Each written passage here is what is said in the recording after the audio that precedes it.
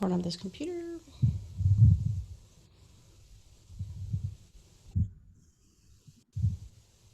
Stop. Good. Very nice. Okay, very good. I'm Roxana Guerrero. I'm an instructional technology specialist, and I will be working today on the campus expectations, primarily the Apprentice column. We're going to be looking at the global navigation, how to navigate around in Canvas.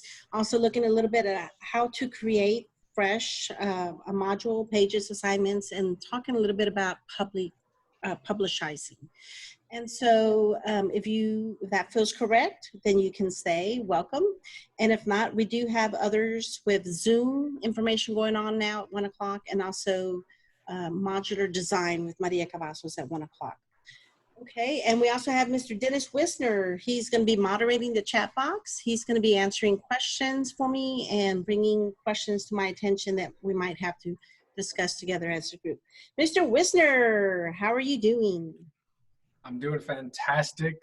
Glad to be here. Looks like we got, is that Carol representing with the background, Zoom backgrounds there? You have leveled up. I'm checking that out. Very cool. And so yes, very might nice. have to steal that idea and share it with the campus because it's very professional. Great job, y'all. That was Mr. Casey Pyle working on that. He's an awesome IT chair. So y'all look good. Looks wonderful. Okay, we'll go ahead and get started. Let me see, how are you doing in the chat box on a scale from 1 to 10, 10 being the best? How are you feeling about Canvas and learning how to navigate through it? Are you new, 0, 1, or are you a little bit of an expert? How are you doing? We have a 6, 1, 5, 6, 2s. Okay, very good. We have a 0, a 2, and a 0 to 2. Very nice. We have some lows. So you're in the right place. We're going to talk a little bit about the global navigation and then try to help you understand how this is all working. We have an hour and a half together. And so I'm hoping that I can speak a little bit less on the navigating, the global navigation, maybe 45 minutes at the most, and then we're going to move into creating modules. So I'm hoping to manage my time so we can do a little bit more. Know that we are recording today, and I will be putting this recording in the choice sheet under my little square where you found the choice link to get to this session. All right, we'll go ahead and get started. First thing I want to do is share my screen. And let me have a thumbs up as you're seeing it appear on your screen. How are we doing? Yes, very good. Okay, here we go. So I'm in a course right now, and this gray area, this is called the global navigation. When you click into a screen, this one here is like white with blue letters. This is called the course navigation. So what we're going to do is I'm going to go back out into the dashboard so we get rid of one of the columns there. And we're going to speak specifically about the global navigation. And the very top, here's one that says account. And if yours doesn't look like mine, at the very bottom, there is an arrow. You can click it left and right. If you make it go left, the little words go away. But if you click it out, then it does give you a little cheat sheet of what those icons are all about. Okay, going up here where it says account, when I click on this one, we have notifications, and we can click here on notifications. This is one thing that you're going to want to do with your students. So everything I talk about has to do with the teacher and the student, except for maybe one of them. They should have all of these. So at the top, you have here the check, a clock, a calendar, and an X. And right up here, it tells you what they are. The check is notify me right away. This little clock icon is send daily summary. And this one here is the calendar summary. If you don't want to be notified at all, you would then just keep it on the X. And there is one particular place we do want to have that one. Okay, in course activity, I have due date. So consider yourself a student. If you're a student in your principal's faculty course or faculty hub, then you are going to have this one checked. This is going to be fun because I hit an echo every time I speak. All right, we'll try it that way. So if you have the due date checked, then that means it's going to notify you right away whenever anything comes out. So if you have lesson plans to do, anything with t-tests for yourself, and your principal puts a due date on it, then you will be notified right away. Same thing with your students. As soon as you put a due date on anything in Canvas, they will also be notified. But you have to go in and tell them to turn on this check. The next one is announcements. Announcements should be turned on.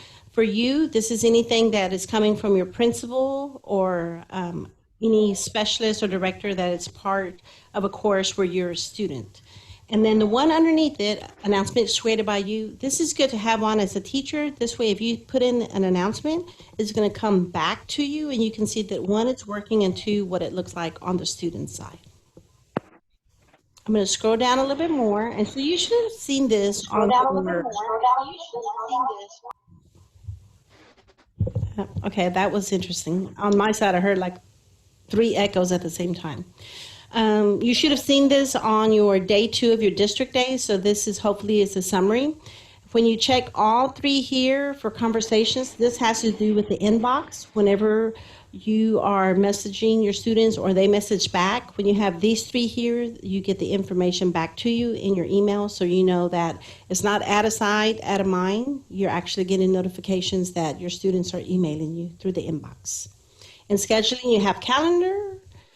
And then right down here, administrative notifications. When you hover over these, it does tell you what these are about. And so anytime someone enrolls in a course, makes a report, puts in new content, you might get an email. So if you're getting 200 or 300 emails from Canvas, this is the one place where you want to make sure that you have X.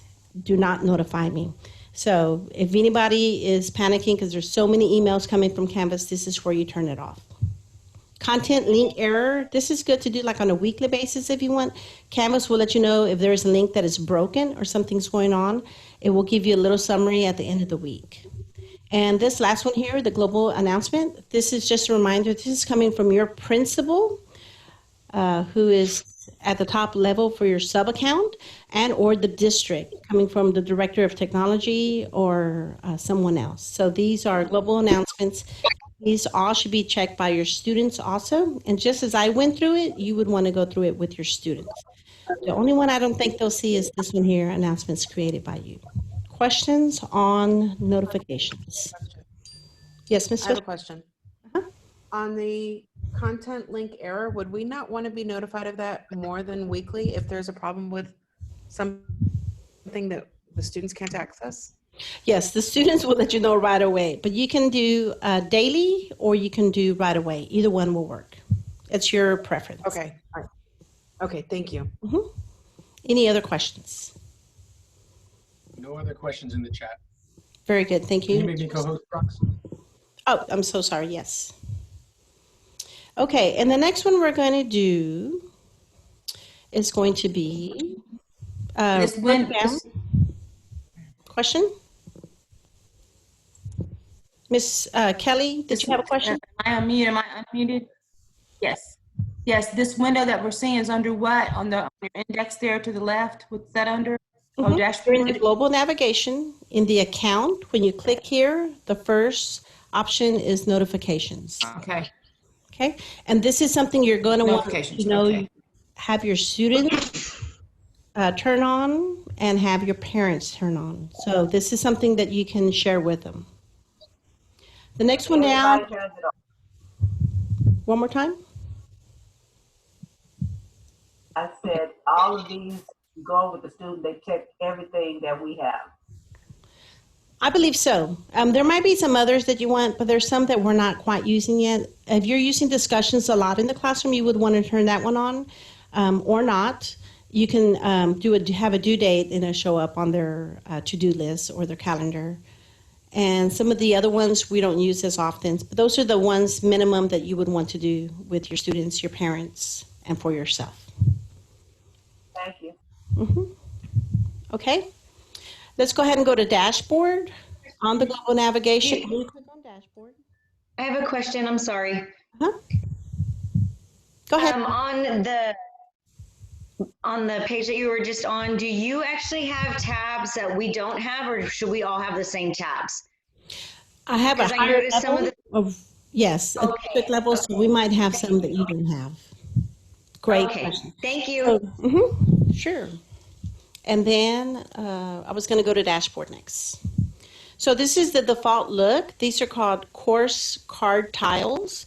And you can see up here at the top, I have the published courses. Now, I'm part of a lot of courses, so don't panic. You should have just a few on your side. But here, if I scroll down, same for you. If you scroll down on yours, you'll see your unpublished courses. What we don't want is to have some courses down here that have students on them, in them that are active, and you'll see it might say 2021 full year or 2021 fall semester. You need to go ahead and publish it. So you can just click on that publish button and it will publish it. And the minimum that you want to have in there is your syllabus ready to go, then you're good to publish it. You can publish your modules later, but make sure you have your syllabus ready to go. So that's one quick way to see what you have that's published and not published. Another thing that your students might do and or yourself. Yes, Ms. Bishop?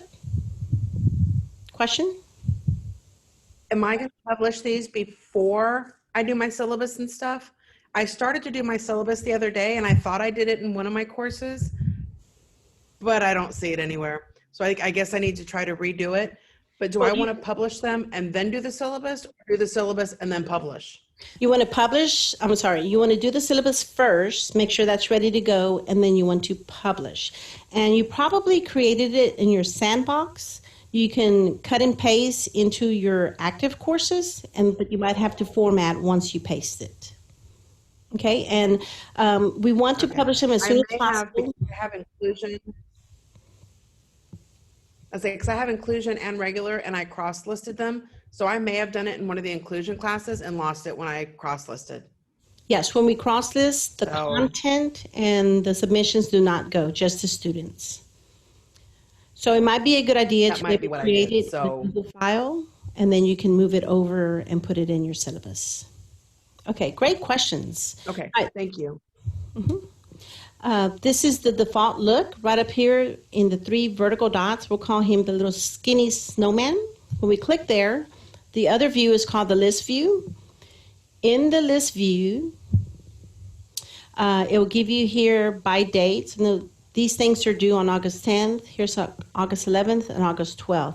So sometimes students like to see it this way because they can see what's coming up by course.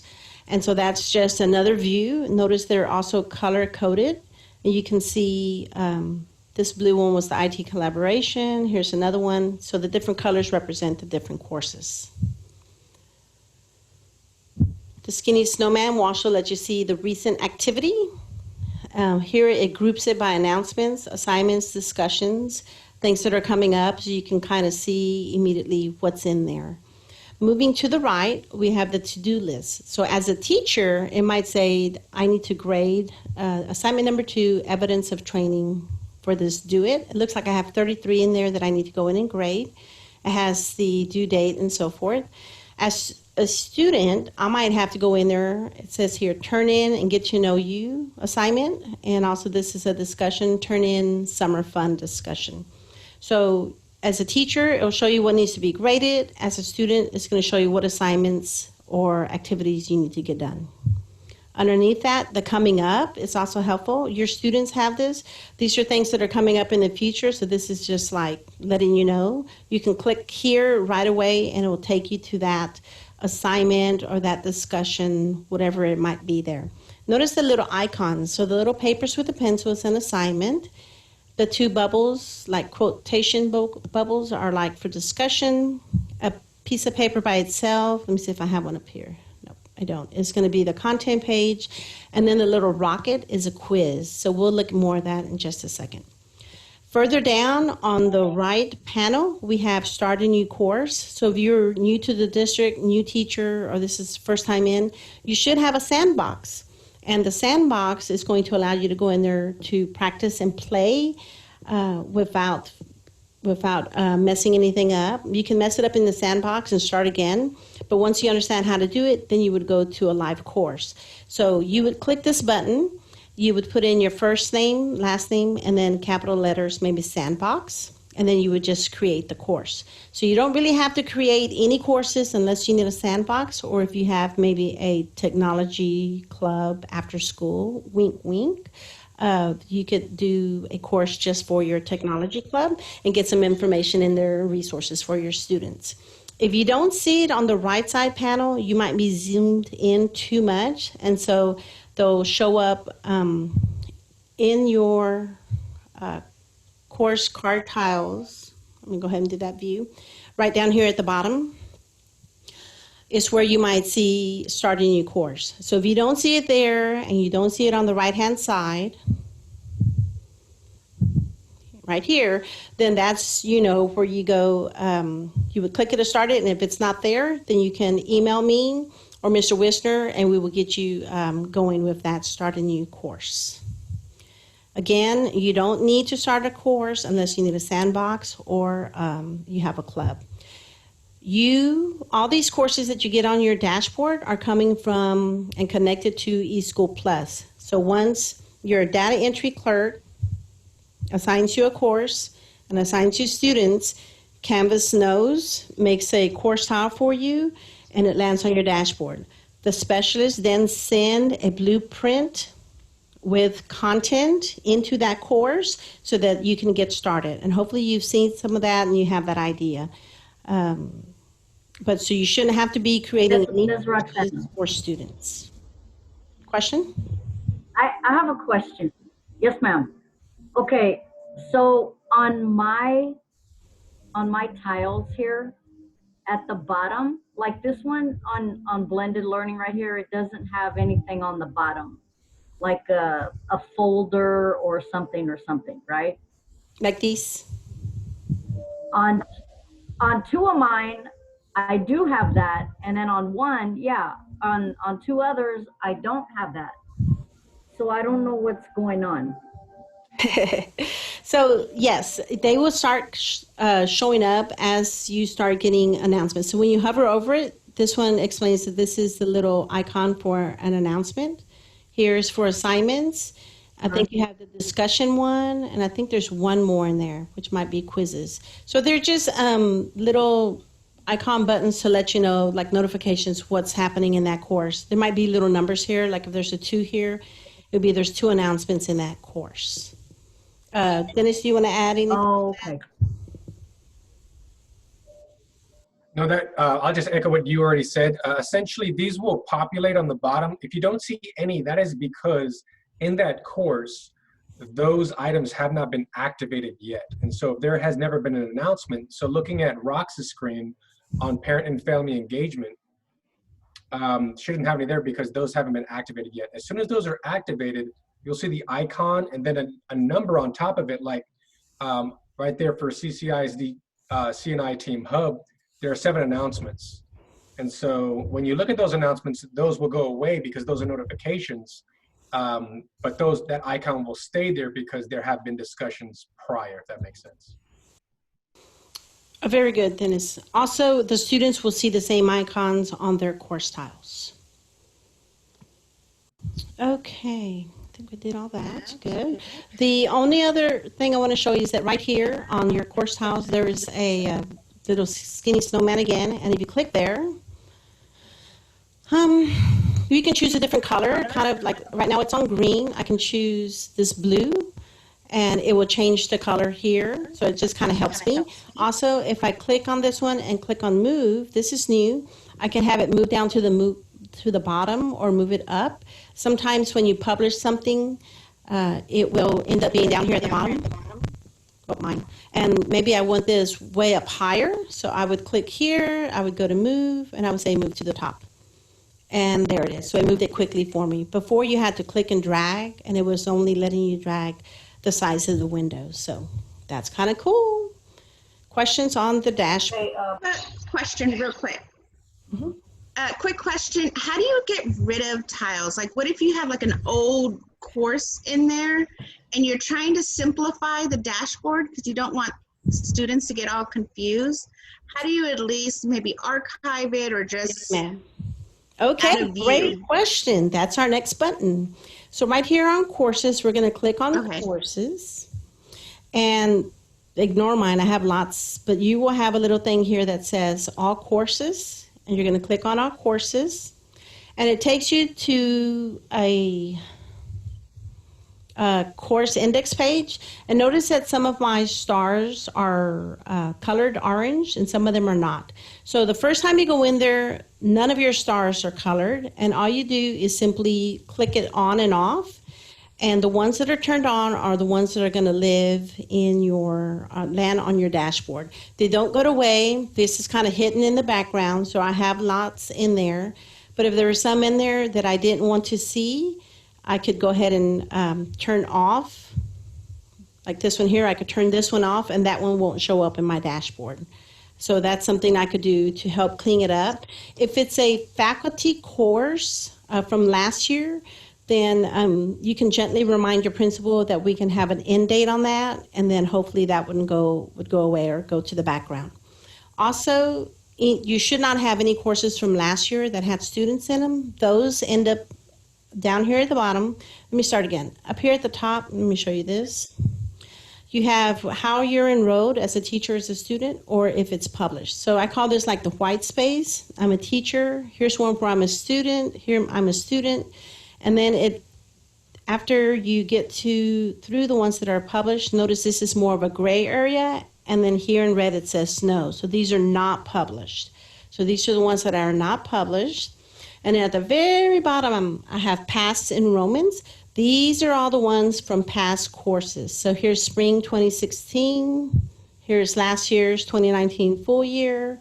And so these are the ones that are archived. You have access to these. You even have access to the grade book, access to the assignments. But these are only read-only courses. So if you have a biography or course description that was really good from last year and you don't want to have to reinvent it, you can go in there and grab it, cut and paste, copy and paste, and put it into your new one. So this is where all the archived ones. So here's my Algebra 1 from 2019. I would click on that one. It should land right here. And I could actually just copy and paste from there and then go put it in my current course, and I don't have to retype it. I could just tweak it, modify it, make it current. Okay? So tell me in the chat box, how do I get to my past enrollments? Or how do I get to my favorites? Let me know how they're doing, Mr. Dennis. They are good. I've got some private message going for some stuff that's not necessarily what you're on the topic you're on, but they're great. Okay, very good. We're going to continue down on the global navigation. The next one is calendar. So when I click on the calendar, know that you as a teacher have a calendar, and also your students have a calendar. I'm still hearing my echo, sorry. Notice here that your courses are color-coded. And so right over here, if I wanted to change this one, maybe I wanted to change the color. There's too much blue on there. Let me see if I can do a fuchsia, change the color. Then all of these in the fuchsia color pertain to my rock sandbox. So your students could do a color for the first period, color for the second period, color for third period, color for math, color for reading, color for science, and social studies. And they can color code it. Notice that these here have the little lines going through. That means that I've already turned it in or the deadline has passed. The ones that have not are those that I can go in and work on. I can click directly there and it will take me there. Or I could look at just the week. And some of these are due at midnight, so they're going to show up at the bottom. I can also look at it as an agenda. And so here are some things that are coming up for Monday, August 10th. Okay? And know that your students have access to this. Also here where you have week, month, agenda, there's a little plus sign. If your students want to put in, do some self-time management, they can hit the plus sign and they can put in their own to-do list.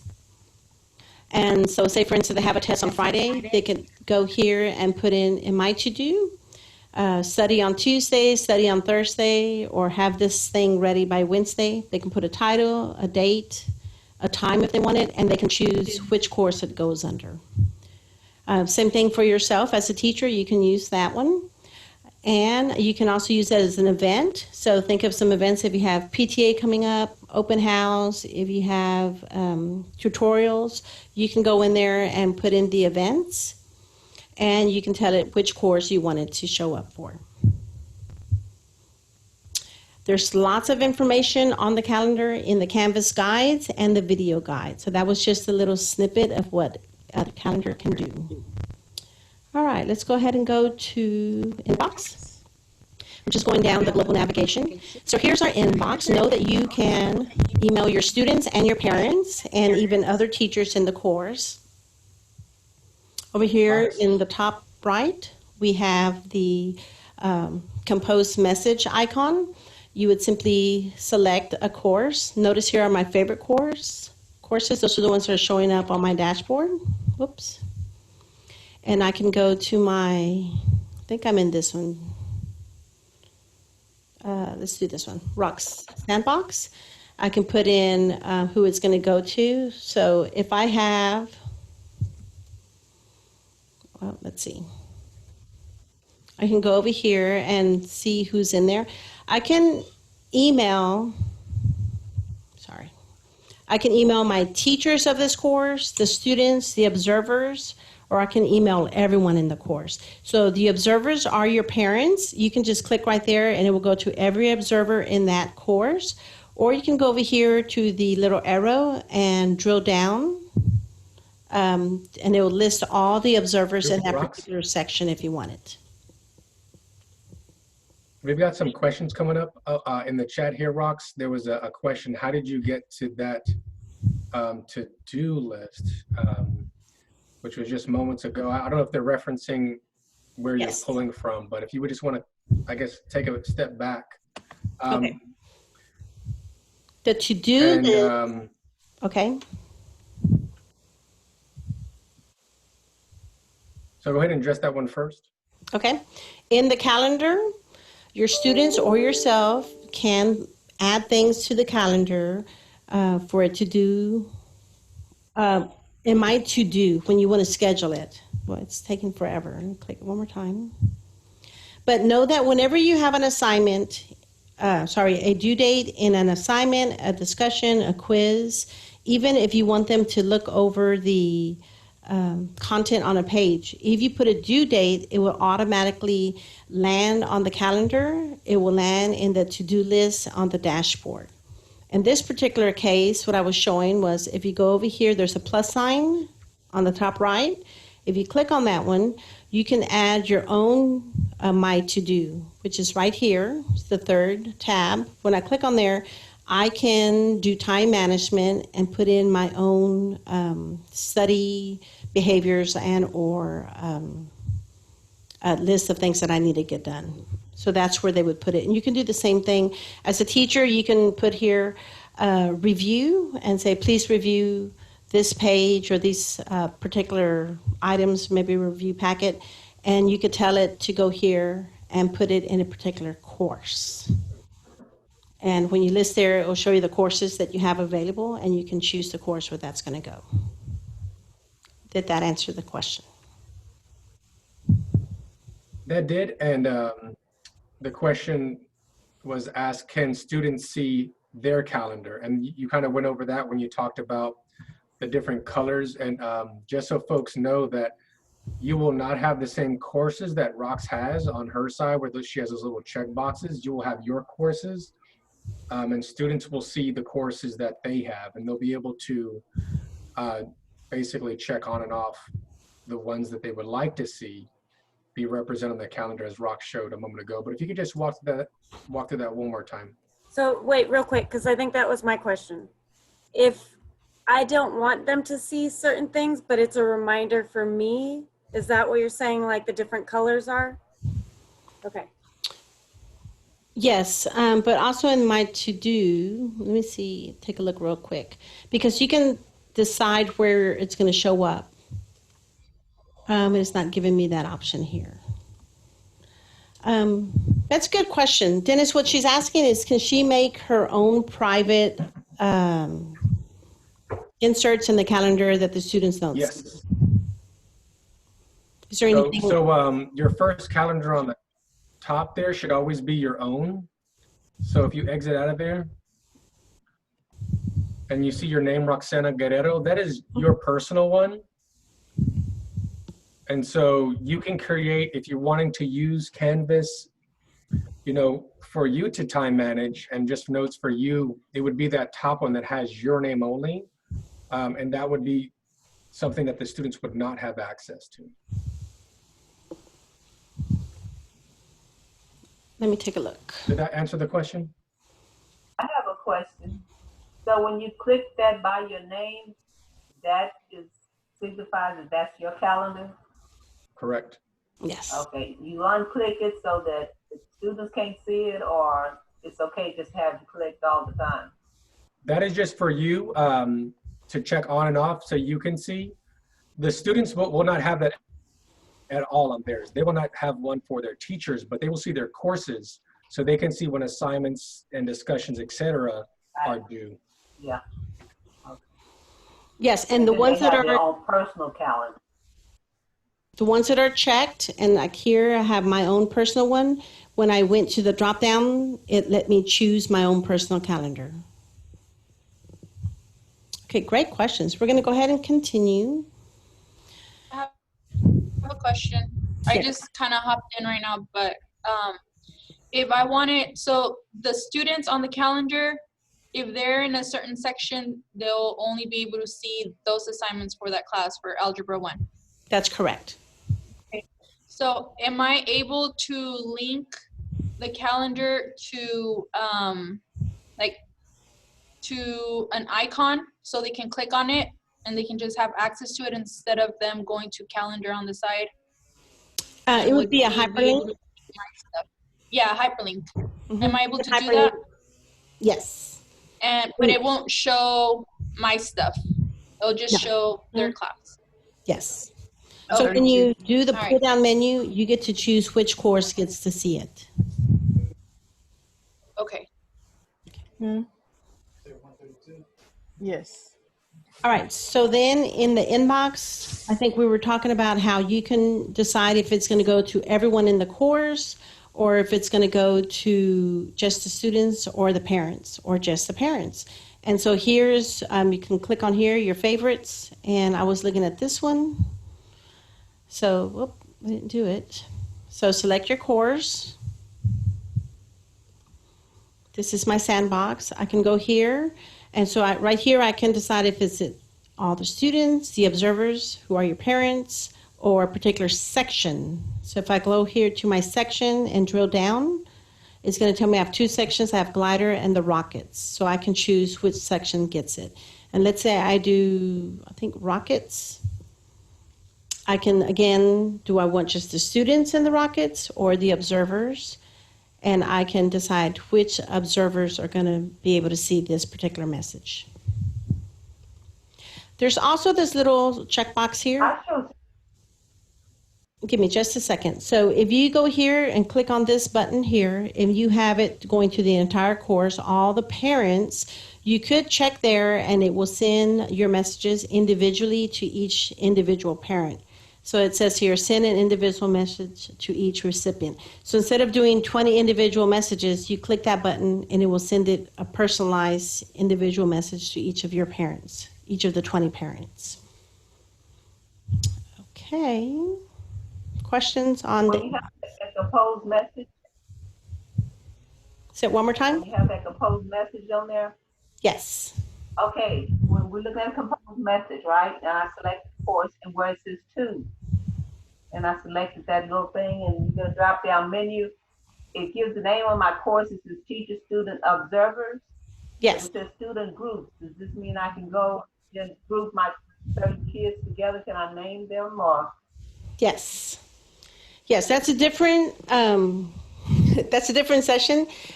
We are calling that sections. You already have them in sections by periods. So first period will be a section, second period will be a section. But you can go in there and make a section for your 504s or a section for those students that need a little bit more time, whatever it might be. Every campus has an IT specialist, and you can email your IT specialist to get that information. Okay. All right, so I'm gonna go ahead and cancel this one. Let's go to the next one. Going down here, we have Commons as the next one. Commons is a repository of Canvas items. They could be individual, such as assignments, discussion, pages, quizzes, and it can be from the public domain outside of Corpus, and it can be just Corpus. If you land here in the search page. If you go over to the right, there is a filter. So I can click on the filter, and if I want to look just for modules, I can click there. I can decide if I want to look at 6th, 7th, or 8th grade, or maybe 9th grade. And then right down here, this is all public resources, anyone that's created anything, or I can click right here for Corpus ISD. When I click off of it, it closes, and then all these things are hopefully from CCISD. Here's one from CAFE Master Module. And you can go through, here's for week 1.7 from D. Lowry. And say we were looking at this one, we could click on this to take a look at it. It's going to give you a little bit of a preview. It's going to give you details about who put this in Commons. And if they updated this particular item, it will give you the updated version notes. So here I see there's 1 module and 12 assignments. So it looks like it's a spiral and notes for Monday, Tuesday, Wednesday, and further down Thursday. So there's different things in there. Let's say I like it. All I have to do is come over here to my import download button, the blue one, click on this one, and I get to choose where it's going to land. So if I wanted it to land in my sandbox, most often you want to have it land in your sandbox so you can look at it and play with it, especially if it's something that it's from outside of Corpus Christi. Go ahead and put it in your sandbox, take a look at it, and see what you're doing. What you don't want to do is download an entire course, because that will completely take over your course and change everything.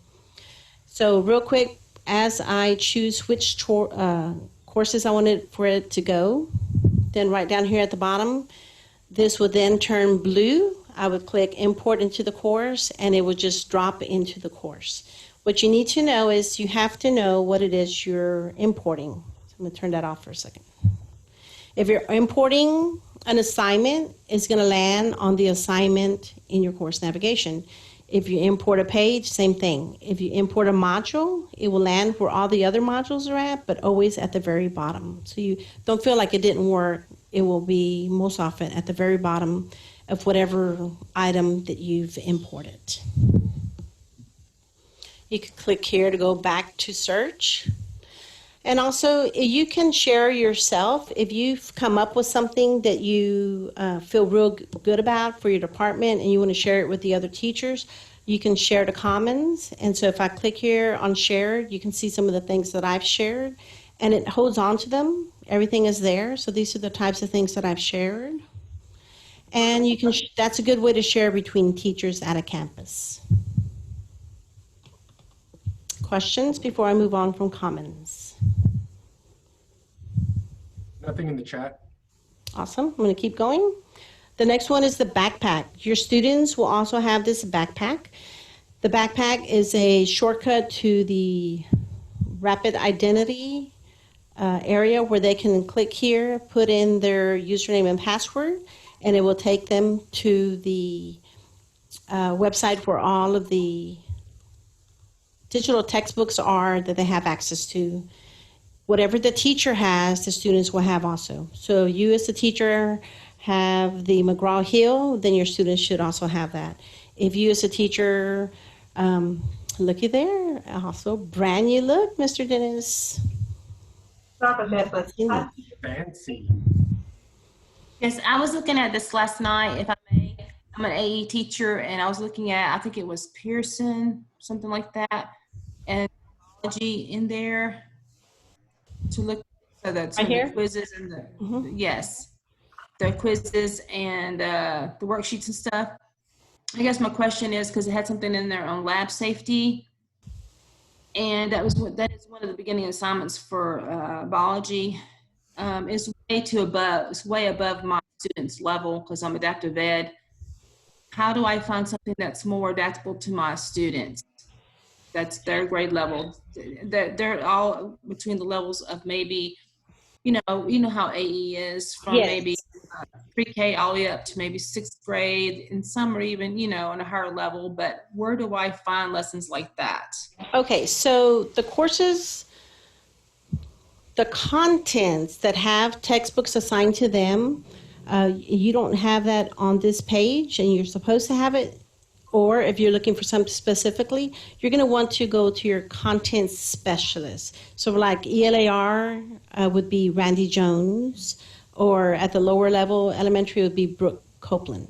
So you have content specialists that can help you with this. They also sometimes are the ones that manage the license. So if you don't have it on there, you have to go through them so they can give you access to it. Also notice that some of these have a green perimeter around the icon. Some of them are red. The green ones should be a single sign-on. You click on it, you're in there. The red ones are going to require another password. So your students might have another password to get into this textbook, and so that also will be more information from your content specialist. Some of the ones you might want to kind of take a look at is here, learning.com. This is good for, I believe, K through 8. And then some of these integrate nicely into Canvas, some of them don't. Again, you can contact your content specialist and they will let you know if we are able to integrate them and to what extent. Yeah, if I may, Miss Guerrero again. Yes, ma'am. Me going back to myself as being an adaptive ed teacher, this Canvas and how to navigate it is kind of way above my students' level. And I guess what I'm getting at is when you said that you could go down, you can import from, what was it again? You can import you can import from comments into your tile. And maybe I can go down to like a 3rd grade Yes, to ma'am. import lessons into that. Yes, choose a lower grade. But also, I would find your content specialist, the person that's working with you with those courses, they might have some things ready to go, and it's just a matter of knowing where they've put that information. But if you're in Commons, you can choose lower grades, and you can choose all public domain, not just Corpus Christi, and get a little bit more feel as to what other people have out there. All right, so I'm going to go ahead and close this, and I'm going to go to... That was the backpack. Here is the curriculum. So everyone should know that you should be able to click on CCI. This is what we call the CCI is the apple. This is where your curriculum is. So right in here, everyone should know this, please. This is kindergarten through 5th grade, all of the contents. Further down, we have middle school, again, all of the contents. And then at the very bottom is the high school with all of the contents. These are all hyperlinks to either Google Files or another course where you can get more information on the curriculum. If there's something here that you don't have access to, please when you click on this button, you should be able to see these. If you can't see this and it's a blank screen, please let us know. We need to get that fixed for our teachers, our educators. And the very last one is probably one of the most important. This is the help button. And this is directly to Canvas. And Canvas has different things that will help you. So if you don't already know, they do have a hotline. The hotline is 24/7. You do speak to an actual person, and there's the phone number there. Underneath that, in here, we have chat with support. This is the one I prefer. You can text back and forth. Sometimes they have you grab the URL link at the top. So this link up here, you would put it in the chat, and then they would be working with the actual page that you're on. So we have the chat, we have the hotline, and at the very top, we have Canvas guides. So when you click on the Canvas guides, you can choose, am I a reader or am I more of a watcher? So if you're a reader and you like step-by-step, going it slow, you can click right here on... Well, let's go ahead and click on Canvas. That looks neat too. Here are the guides. So we have guides for the instructor. We have guides for the parents. We also have guides for the students, and we have video guides. So let's say you're an instructor. Let's click here. I want to know a little bit more about the calendar. Well, here's new analytics. Mr. Dennis Wisner will be teaching a little bit on that, so that's where you would find it. Here's more on announcements, and I'm just going to go down, see if I can find something on the calendar. how to use the calendar as an instructor. So you have all these different things. All you do is just click on it. It's going to be step by step with visuals on what you click and how to navigate through it. So if you want to read it, you can do that. The other one is the video guides. So instead of the instructor guide, this is an actual video guide. These are short 2 to 3 minute videos. Look at that, Mr. Whistler. Woohoo! So this is on you as of yesterday or this weekend. I'm laughing because I'm like, whoa, let's just keep going. So here's new quizzes overview. Here's a new analytic for the instructor. These are knowledge-based articles. So these should be videos. And you can just go through there and find what you're looking for. Let me go back one, see if it's different. Well, I'm thinking, let me go back one more. Oh, here we go. Well, it is Canvas. And here's video guides. It didn't really seem like, this is all the new stuff. Canvas Teacher app. So there's lots of pages. I would maybe then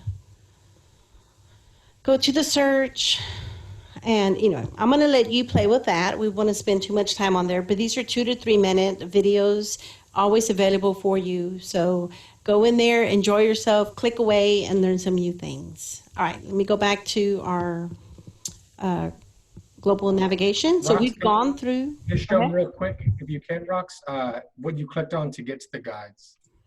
So right here, search the Canvas guides. This is the first click. It's going to take you here, and you can, this is all new also. I would click on Canvas because you can go to the community. Maybe you teach mathematics and you're having trouble figuring out how to make that work best. There's different communities that you can be a part of to get information. But we went here to the Canvas, clicked on Canvas, and then there's some getting started, Canvas basic guides. Again, there's some for the parents, for the students, and for the instructor. And I was thinking the video guides, but I didn't like, it's a little bit new in the video guides. Oh, here we go. Well, too much, too fast. Whoops. What tab did you click on? I clicked on Canvas and it took me here, and I'm clicking on video guide. The tab in global navigation, it's the help button. The help button, Canvas guides. Click on Canvas, and then click on video guides. Okay.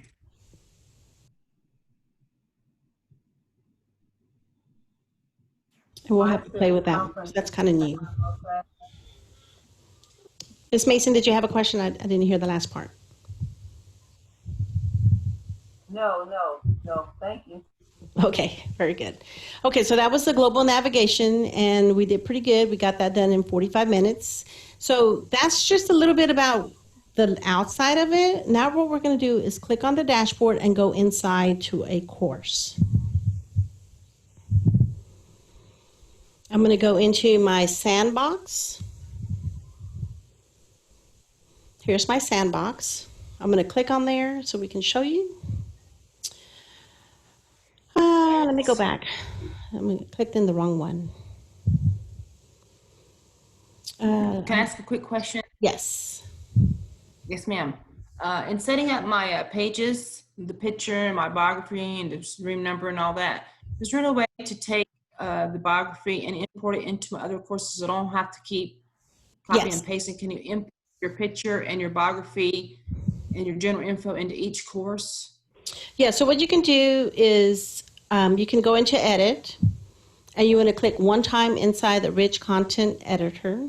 And there's also these little 8 dots will help you pull it down. So you make the window a little bit bigger. When you click inside one time, you can do Control A for select all, Control C to copy, and then you get out of there, go to your other course with the syllabus, open the edit, and then you can paste it. Most often you have to reformat, and sometimes the pictures don't come, but a lot of times it does. So you should be okay. And that's the best you can do.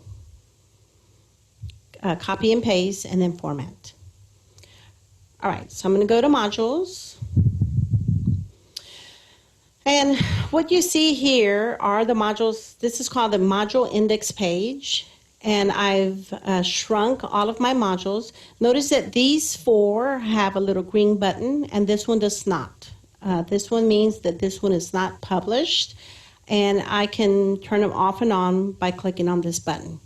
When I open this up, one of the things that happens is that teachers, I'm going to turn this off for a second. Teachers will turn off and on some of these module items. So here we have some pages. This is a plain piece of paper, so these are content pages. Here's my assignment. Sometimes I might have discussions or rockets. So they're turning on the items here, but they did not turn on the module.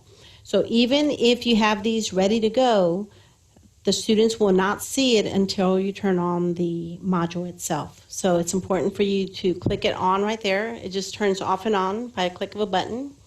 And then these, you can decide which ones you're going to have turned on or turned off. One thing that you do want to do is you can keep it turned off and go ahead and publish the ones you want. And when it's ready, it's a packet ready to go, then you would go up here and publish it. If you do it, publish it, and then publish one at a time, at least at the elementary level, the parents will get a notification every time you publish something, and it comes in pieces versus a nice little packet of everything the students have to do. So it's a good idea to publish your items and then come up here and publish the module all together at once. The other thing is, if you have something here that is like your lesson plans or something that doesn't pertain to students or parents, you can unpublish just that one item. So everything can be published except for the one that says maybe not published or lesson plans. You don't have to publish those. You get to pick and choose what is being published and when it's going to be published. Questions on publishing? I have a question. Yes, ma'am. So for simplicity, I was thinking of after like a certain module is done, unpublishing that and then publishing the next one. But so like the grades and all of that are in the published one that I unpublished aren't going to go away, correct? Correct. Mm-hmm. So it's a matter of deciding what you want your students to see. So if you're done with the first grading period or the first 2 weeks of school, you can unpublish those and just publish the 3rd and the 4th week. Perfect. Thank you. Great question. Okay. Alrighty. Next, I want to show you, let's go ahead and create a module. So I'm going to go ahead and minimize this one then. So you can see there, if I didn't want them to see all these, I would just turn these off. And let's say this was for the 4th week, this would be the only one that would be showing. So notice I have 5 here, 5 modules, and I only have 1 published.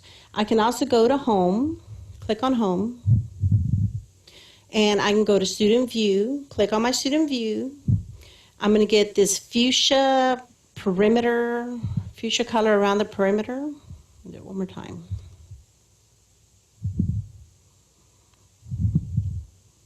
I guess it gets tired during the day. All right, so there's my fuchsia perimeter. And notice that it only shows what I've decided to show the students. And if I go to modules, instead of having those 5 modules, this is the only module that is visible because that's the only one I have published. So they can also expand and shrink. So that's one way you can see how what students are viewing. Sometimes when you have, let me see if I have one. Sometimes if you have a Google file and they're having to, if there's a Google file or slide and you're trying to see what the student is seeing, Canvas won't let you see it because Canvas wants to know who the student is that's wanting to look at the Google file or who has turned in the Google assignment.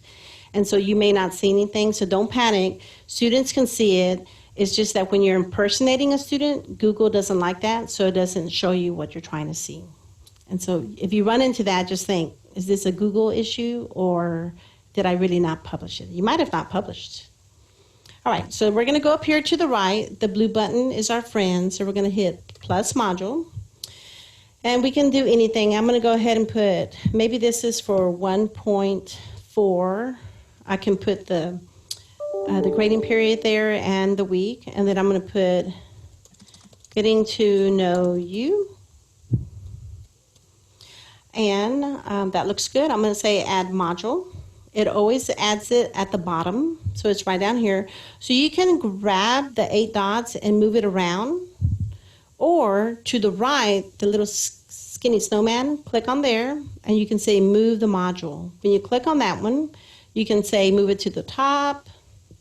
You can move it after something, move it down at the bottom. I'm going to say at the top. Click on that one and say move, and then it moves the entire thing to the top. So if you want to reorganize it a certain way, towards the middle of the year, you'll have lots of modules. You can just click it and move it to the top, and it'll be at the top. So that's how you make a module. Notice it's not published. And now anything I put inside this module is going to be the plus sign, through the plus sign. So across from the title in the gray area, there is a plus sign. I'm going to go ahead and click plus. And this time we're going to do a page.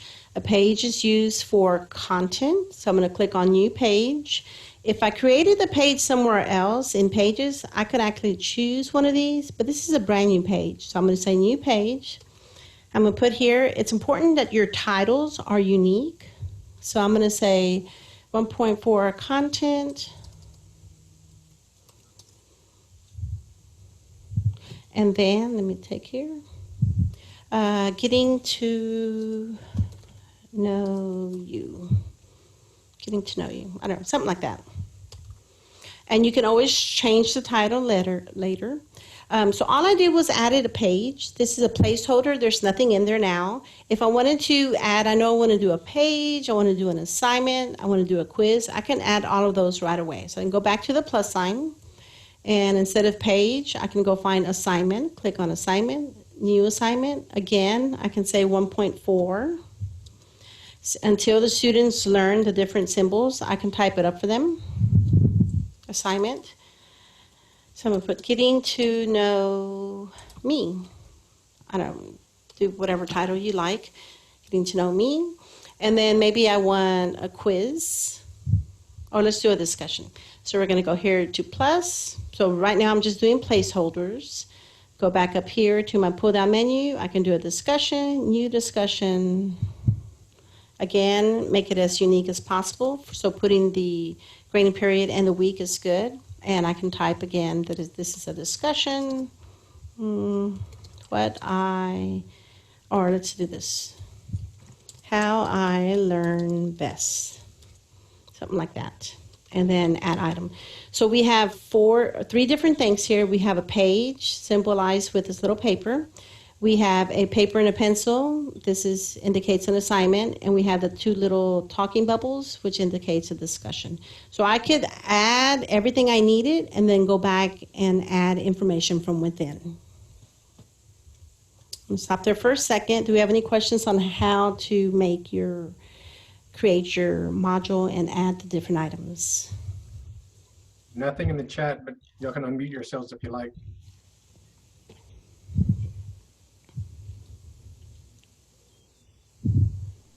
All right, we're going to keep going. So I'm looking at this 1.4 content, getting to know you. And I want to go ahead and click on the title. That's going to take me inside to the page. This is where you put your content. So it'd be anchor charts, videos, notes, Khan Academy. You can put in whatever you want, but this is more so for content. Up at the top, I have Publish, Edit, and Immersive Reader. I'm going to click on Edit. And it's going to give me a space where I can type, and it's going to give me a menu of items. This is called the Rich Content Editor. So this is the new one because this is one row of options that I can use. And if you click on your skinny snowman, there's more options from within. You always want to put in your instructions for your students for whatever it is that you're doing. Instructions, whoops, let me go back. Colon, okay. And then you can say, this one is getting to know you. So maybe this is the teacher. teacher favorites.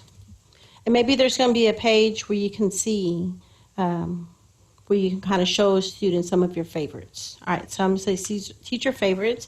And I can also go in here, do Control A, and let's say make it 18 points or higher. And I can put the cursor where I want maybe a table to go. So I can click here. I have a table here. Click on the down menu.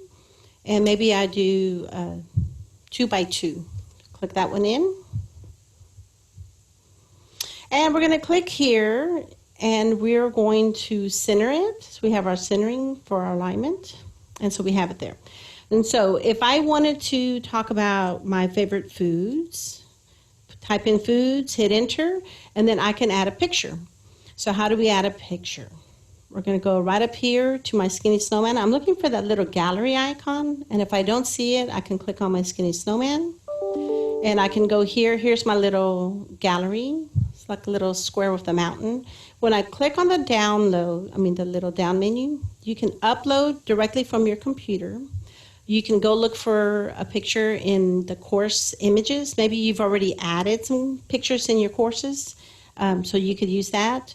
So I would use one of those two. So let's try upload images.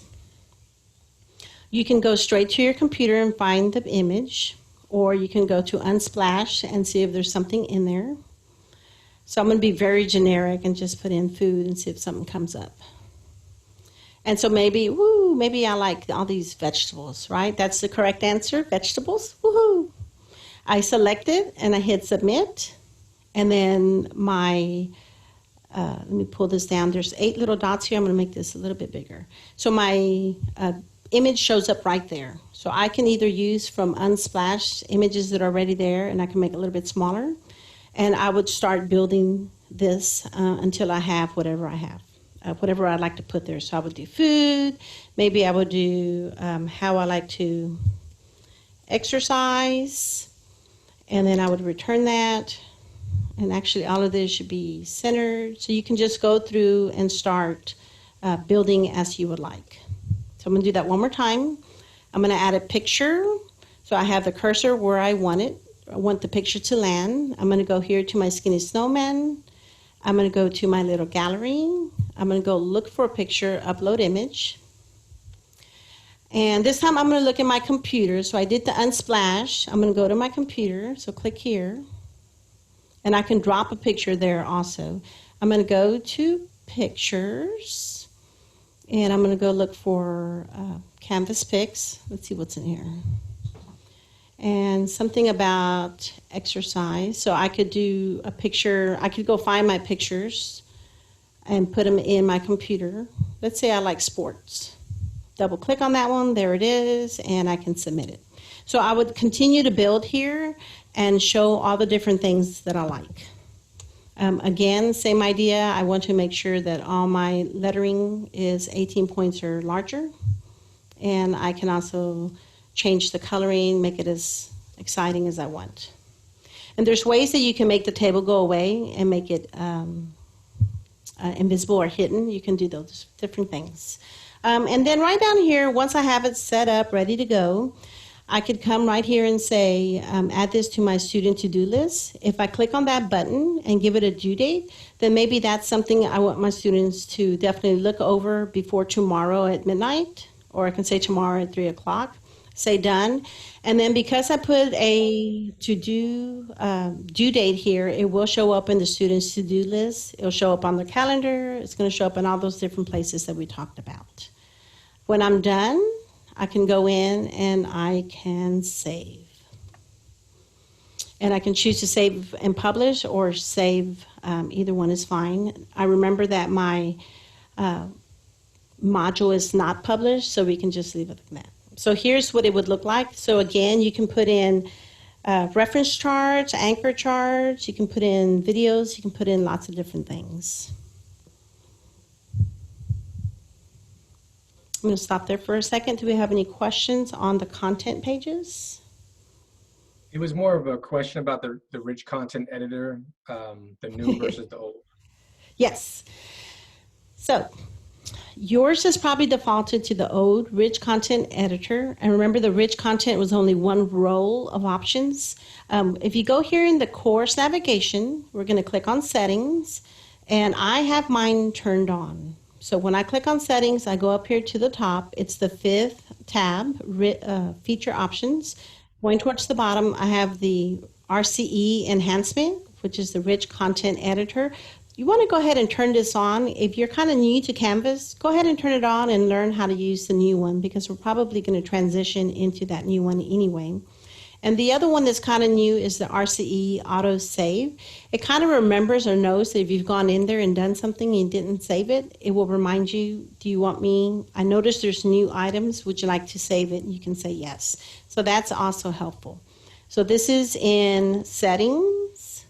It is the 5th tab, feature options. And then it's the two that say RCE enhancement and RCE autosave. And all you do is click it on and off. And mine happened to be both clicked on.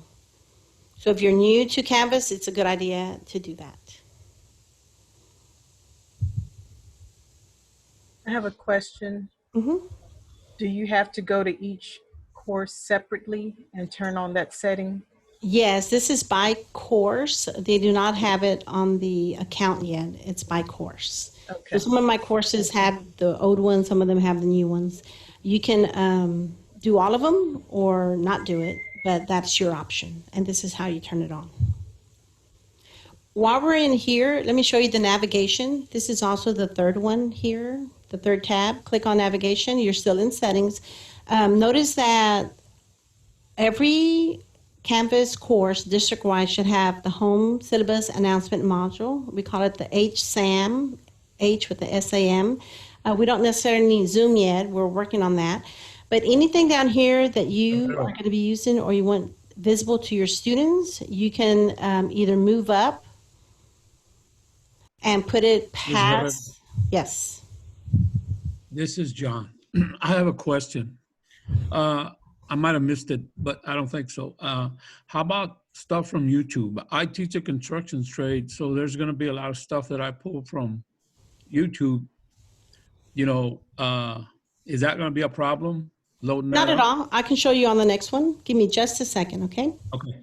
All right, so this one here, new analytics, is one that Dennis is going to be showing you. You can have it up here, either higher on the list, or it can go ahead and put it up here. Your students will not have access to the new analytics. They will not have access. You can put it there if you want, or put it down here. But anything above this little paragraph is what students will have access to.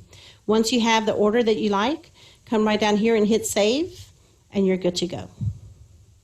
So that's where you do, in settings, your navigation and your feature options. Okay, so what I'm going to do is go back to my modules, and we're going to look at the assignment. And I'm going to show you 2 different things that you can do. Getting to know me. This is an assignment. It has a paper with an icon, so I'm going to go ahead and click on there. And I always want to go in to go ahead and put some information. So here's my edit mode. Go click on there. And of course, anytime I put anything, I want to make sure I have instructions. I'm waiting for my rich content editor. So I'm going to click here. And I'm going to go ahead and do instructions. So you would go ahead and type there. Okay, and then make sure it's at 18 points or higher. It's bold. You can change the color. Try to put as much color in as possible. All right, so the question was, how do I add a YouTube link or embed something like that? So I'm going to show you how to do the YouTube, and also I'm going to show you how to do the media tool. All right, so what I'm going to do is go here and to a new tab. I'm going to leave that open. Go right over here and go to my YouTube. And go ahead and go in there, and I would have to know which one I'm looking for. So I'm going to quickly look for growth mindset. It's got to catch up. And let's go ahead and do this one.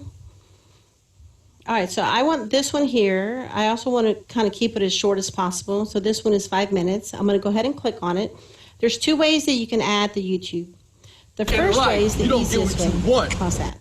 When you come right down here, there's the share button. I'm going to click on share, and it gives you a link. So all you do is copy the link, go back to your YouTube, and you're going to do Control V to paste the link.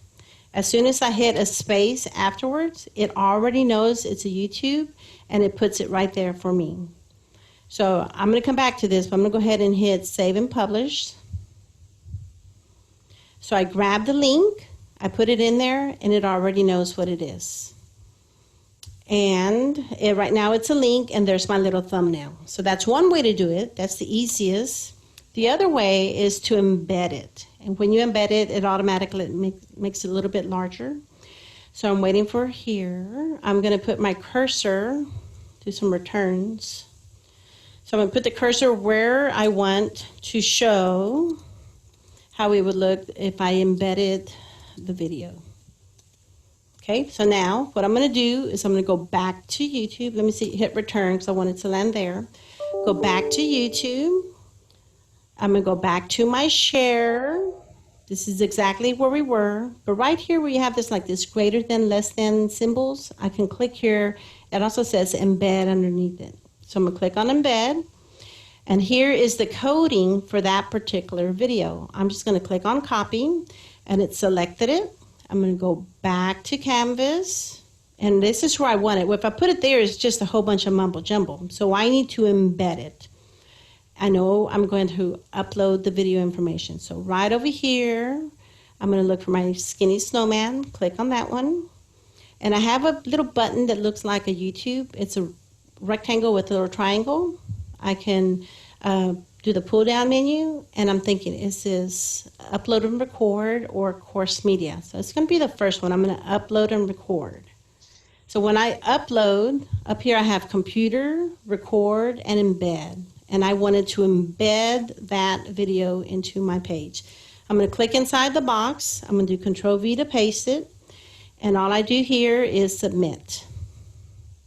And that's now how it looks like when you embed a video. Okay? And awesome. Thank you. the last one I'm going to show you right here. This might be the last thing we do. Instructions. Maybe I want to say out loud what the instructions are. I would maybe type it up. Watch and be prepared to, can't spell it, give examples of a growth, I'm dyslexic, growth mindset. Okay, something like that. But I want to kind of explain what I mean. So what I do is leave my cursor right there, right where I want my little media tool to show up. And the media tool is inside. Whenever you're in Rich Content Editor, in anything you're doing in Canvas, you can do the media tool.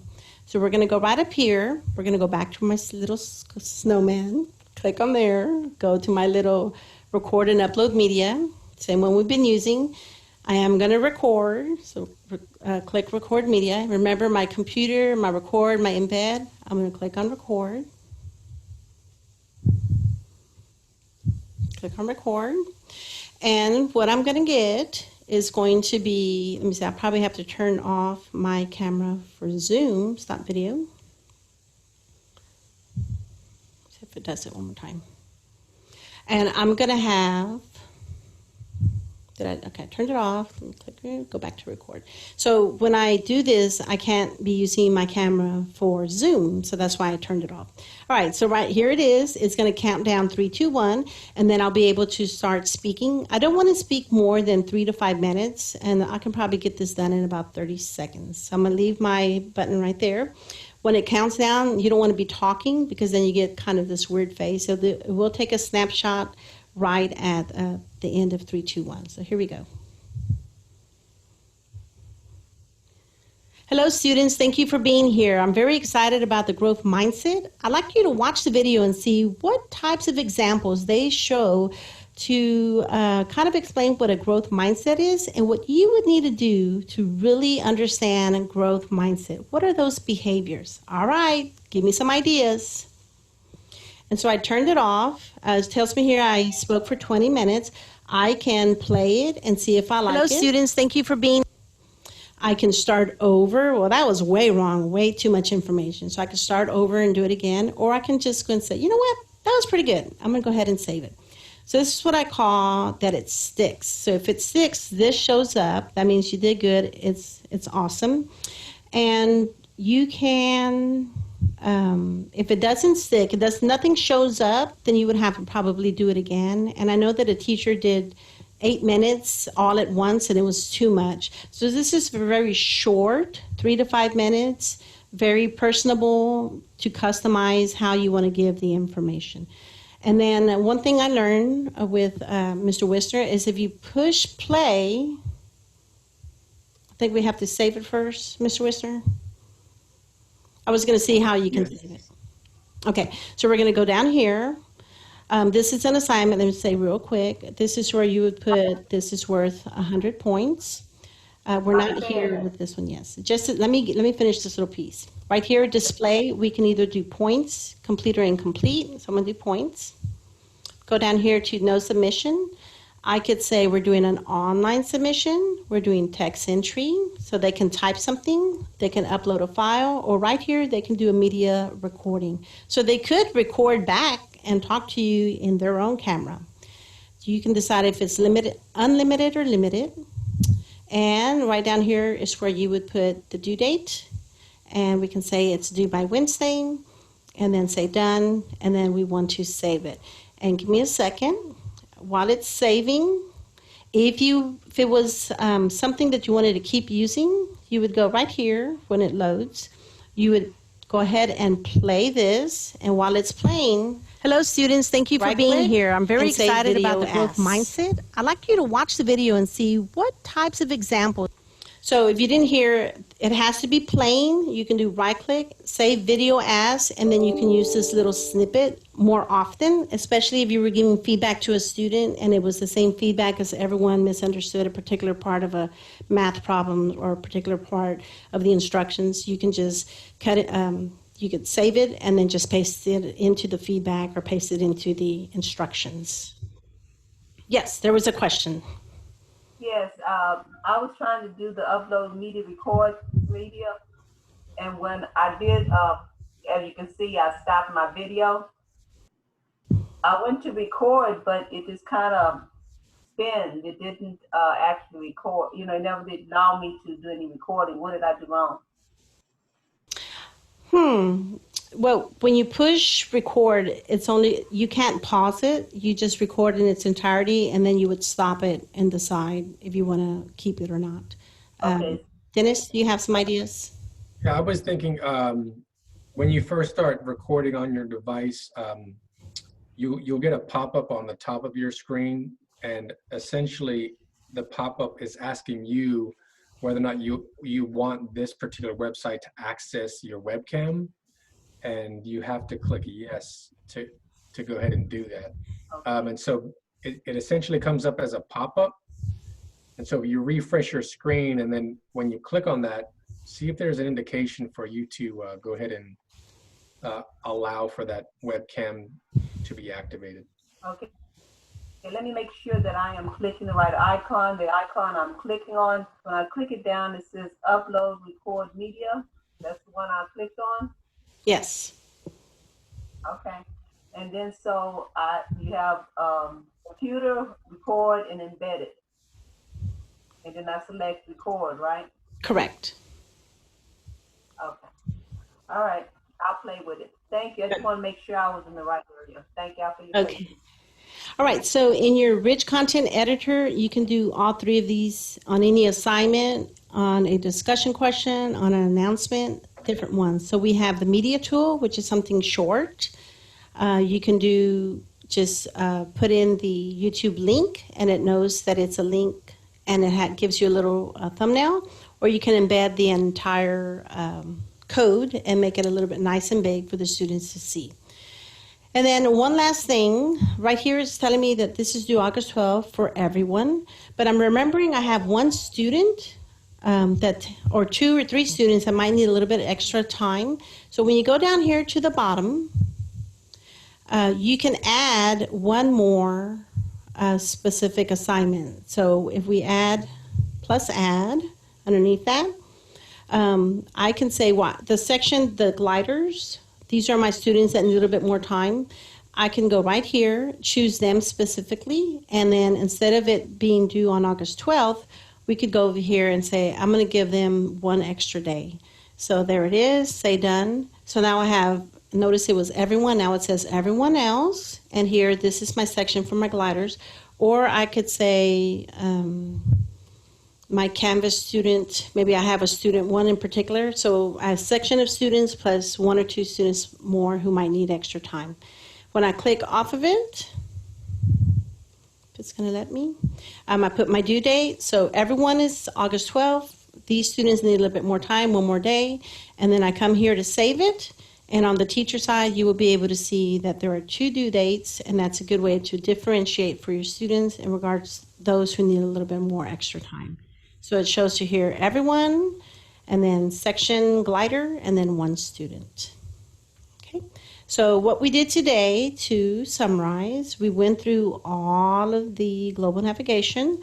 We did look at notifications specifically. We looked at how to add modules, how to add a content page, an assignment page with video. And then we did talk also about publishing. And so now that I go to my module, I take a look, I can go ahead and publish everything I've done. And then the very last button is to publish the module itself so that my students can take a look at those items that I've published. And that was an hour and 20 minutes. How are we doing? Any questions? There was one question I have to check with you, Rox, because I'm not 100%. There's a question from Janice. The question is, will the district Chromebooks block embedded YouTube videos? And I'm assuming no, as long as that it's, you know, the parents or the household of that Wi-Fi. So it should not be. That's correct. And last year, towards the end, I think in May, they did open it up so that the students could look at particular YouTube videos maybe, or some websites, I guess like Khan Academy. If there's ever something that your students can't see, they're academic, you can ask the help desk to, I think it's called White Pages, where they allow that particular URL address to be open to the students regardless if they're on especially if they're on a student device. So if they're not able to see something that is academic, you can have help desk help you open it up for your students. Any other questions? I've got a quick question. Okay. So I'm in class support. How do teachers give in-class support access to their Canvas? Yes, great question. The quickest way to do that is if you're going to be helping 2 or 3 particular teachers, have those teachers share that class with you so that you're a teacher in their course, and then you'll be able to see everything. You'll actually be able to do a lot more, so be careful with things that you delete or move because it does give you rights as a teacher. They can also make you a teacher assistant, and you can see the content and help out the students that way. Great question. Okay, so what are the steps to share access in case they're not sure how to do it? So if you go to people, Rox, I'm gonna yes. So Rox, I'm gonna add a video on how to do that. Okay. So he's going to show I made one for Barbara dresses. Awesome. So you can grab that link for the video he's going to show you. Ultimately, you can just go into people and click on plus people. You'll do the long email and you'll be able to add that person as a teacher. But while I'm in here, let me show you guys or gals. Notice that right here, you can see that Roxana Guerrero is the teacher. I was in there last on August 10th at 2:24. That would be right now. And I've been there for 23 hours, 27 minutes, and 35 seconds, look like. But I can also see if other students have been there. So this is my student number 1 has been in there since on August 5th for 46 minutes, and some of the other ones have not. So yes, you can always go into your people to see who is in there, who are my students, and anytime it says observing, those are going to be your parents and who they're observing. So this particular person, Dennis and Liza Wisner, are observing Canvas student number 1. So I know that this set of parents go with this student. So you can look at some of those in your People's tab. And if you see that the observers are in there, that means that they actually used their G-username login, and it captured them as parents being inside of your Canvas course. Okay, we're at So 2:25. I'm Yes, sorry, one more real quick. question? Last question. Yeah, so then you go to the plus people and it lists everybody in the district? You would have to put in the long username and then find the person you're looking for. Yes. Okay. Yes. So he put hopefully in the chat box, the video on how to do that. So it's not too hard. All right. What I'd like for you to do, Dennis, if you have the Google form, let's go ahead and put that in there. It is in the chat, folks. It says link to survey. If you click on that, and then Roxana, what is the secret code for today in this session? The secret code for today is, I don't know. Let's do, I don't know what I want. Let me see. This shouldn't be so difficult. Let's do new beginnings. New beginnings. New beginnings. New beginnings. And this is the Canvas Expectation course with Roxana Guerrero. The secret code is new beginnings. So click on that Google form and go ahead and fill that out. The number of sessions, first, second, and third, has to do with how many you've been to. So in the choice board, is this your first session, your second session, your third session? And if you've done 2 before, this is your third one. And then this is Canvas Expectations for Roxana, and the code word is New Beginnings. All right, your exit ticket out is a 2-word check. Let me know how you're doing after this session. Are you feeling better? Do you feel like you understand a little bit more about Canvas? Where are we? Let's go ahead and take a look at that chat box. Once you put in your 2-word check-in, then you are free to go. And just know that Mr. Dennis Whistler is going to be starting his new analytics, the top 3 tools. That's a good one to go to. You also have, I believe Brandy is going to be doing communication, and I believe Melissa's also doing one on course design. How are we doing? 2-word check. Roxana, what was the name of this course for the survey? The top 3 Canvas tools. Thank you, Rox. I'm going to go ahead and set up right now. Great job. Yes, go ahead and go. I'll be there in a minute. There we go. Okay. I'm going to be here for about 3 more minutes. We haven't any more questions. Getting there? Feeling good? Oh, good. Good job. Where do we put this code? The Google form that he just shared with you, you're going to open it up, put your name, put Canvas Expectations. My name is Roxana Guerrero, and the secret code is New Beginnings. And that will give you credit for being here. We're not quite ready for the OmniTrack. And so once we get those courses in there for our choice board, then we will upload all of your names and you will get credit for being here with me today.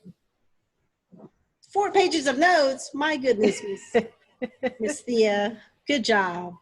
And the code is New Beginnings. Let me type it in, make sure everybody can read what I'm saying. New Beginnings. Code, New Beginnings.